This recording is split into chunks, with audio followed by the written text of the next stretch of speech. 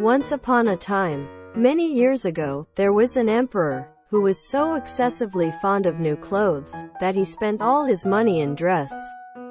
He did not trouble himself in the least about his soldiers, nor did he care to go either to the theater or the chase, except for the opportunities then afforded him for displaying his new clothes.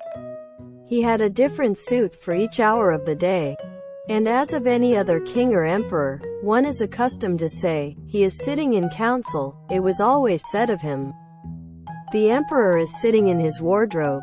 Time passed merrily in the large town which was his capital. Strangers arrived every day at the court. One day, two rogues, calling themselves weavers, made their appearance. They gave out that they knew how to weave stuffs of the most beautiful colors and elaborate patterns. The clothes manufactured from which should have the wonderful property of remaining invisible to everyone who was unfit for the office he held, or who was extraordinarily simple in character. These must, indeed, be splendid clothes, thought the emperor. Had I such a suit, I might at once find out what men in my realms are unfit for their office, and also be able to distinguish the wise from the foolish. This stuff must be woven for me immediately. And he caused large sums of money to be given to both the weavers in order that they might begin their work directly. So the two pretended weavers set up two looms, and affected to work very busily, though in reality they did nothing at all.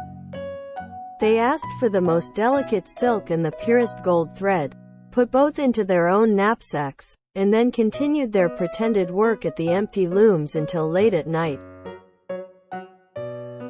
"I should like to know how the weavers are getting on with my cloth," said the emperor to himself. After some little time had elapsed, he was, however, rather embarrassed, when he remembered that a simpleton, or one unfit for his office, would be unable to see the zero manufacture.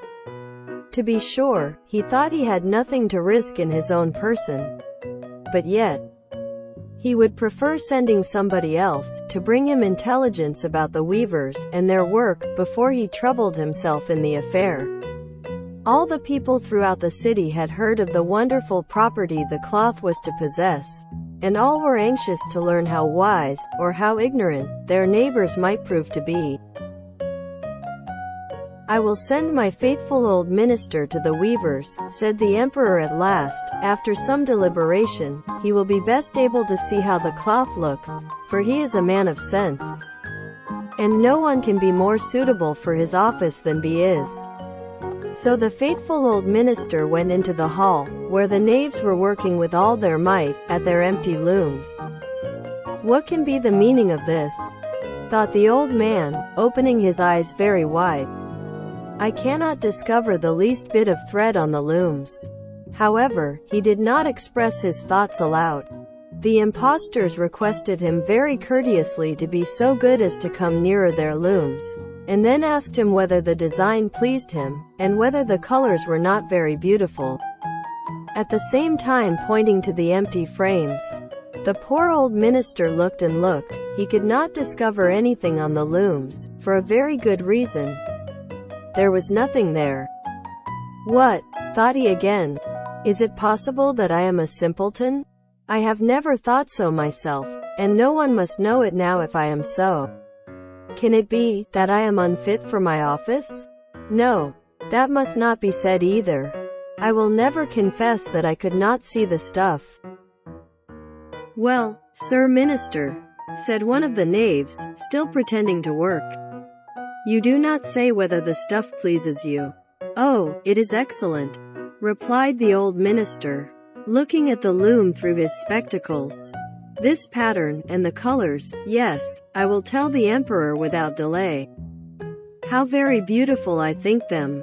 "We shall be much obliged to you," said the impostors, and then they named the different colors and described the pattern of the pretended stuff. The old minister listened attentively to their words, in order that he might repeat them to the emperor, and then the knaves asked for more silk and gold, saying that it was necessary to complete what they had begun. However, they put all that was given them into their knapsacks. and continued to work with as much apparent diligence as before at their empty looms. The emperor now sent another officer of his court to see how the men were getting on, and to ascertain whether the cloth would soon be ready. It was just the same with this gentleman as with the minister. He surveyed the looms on all sides, but could see nothing at all but the empty frames. "Does not the stuff appear as beautiful to you as it did to my lord the minister?"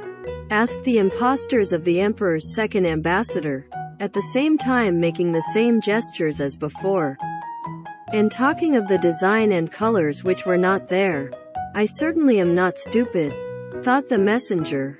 "It must be that I am not fit for my good, profitable office. That is very odd. However, no one shall know anything about it." And accordingly he praised the stuff he could not see, and declared that he was delighted with both colors and patterns. "Indeed, please your imperial majesty," said he to his sovereign when he returned, "the cloth which the weavers are preparing is extraordinarily magnificent." The whole city was talking of the splendid cloth which the emperor had ordered to be woven at his own expense. And now the emperor himself wished to see the costly manufacture, while it was still in the loom. Accompanied by a select number of officers of the court, among whom were the two honest men who had already admired the cloth, he went to the crafty impostors, who, as soon as they were aware of the emperor's approach, went on working more diligently than ever, although they still did not pass a single thread through the looms. "Is not the work absolutely magnificent?" said the two officers of the crown, already mentioned. "If your majesty will only be pleased to look at it. What a splendid design! What glorious colors!" And at the same time they pointed to the empty frames, for they imagined that everyone else could see this exquisite piece of workmanship. "How is this?" said the emperor to himself. "I can see nothing. This is indeed a terrible affair. Am I a simpleton, or am I unfit to be an emperor? That would be the worst thing that could happen. Oh, the cloth is charming," said he, aloud. "It has my complete approbation." And he smiled most graciously, and looked closely at the empty looms. For on no account would he say that he could not see what two of the officers of his court had praised so much. All his retinue now strained their eyes, hoping to discover something on the looms, but they could see no more than the others. Nevertheless, they all exclaimed, "Oh, how beautiful!"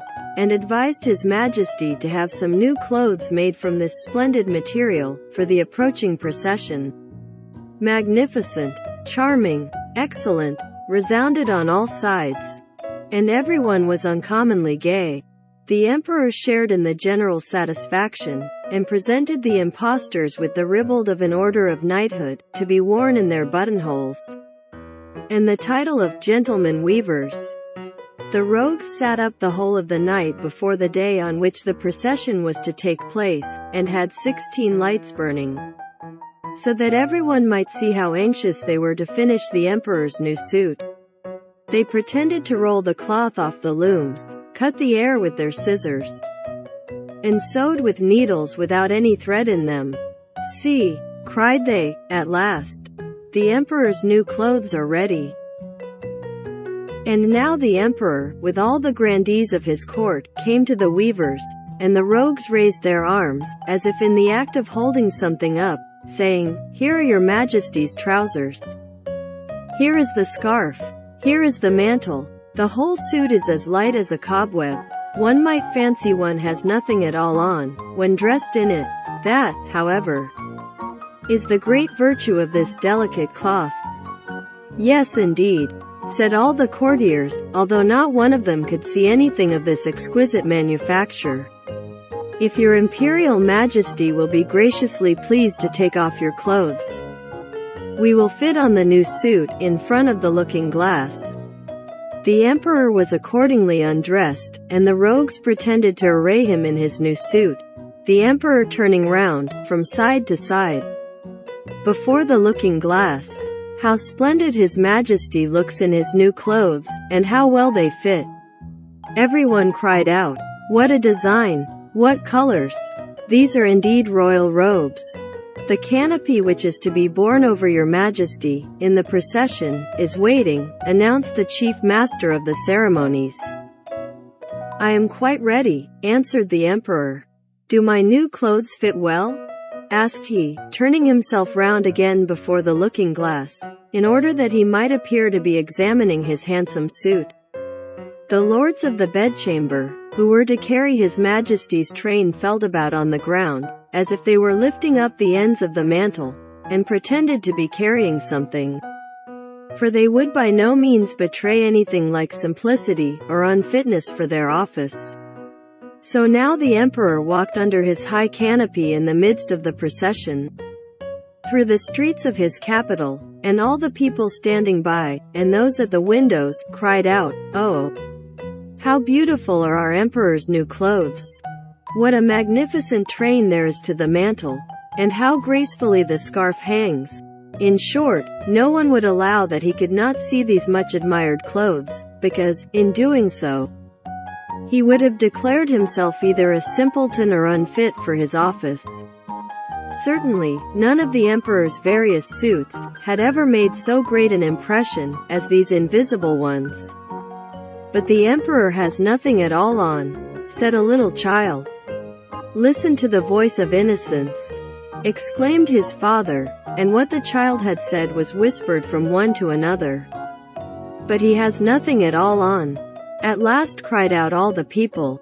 The emperor was vexed, for he knew that the people were right, but he thought the procession must go on now.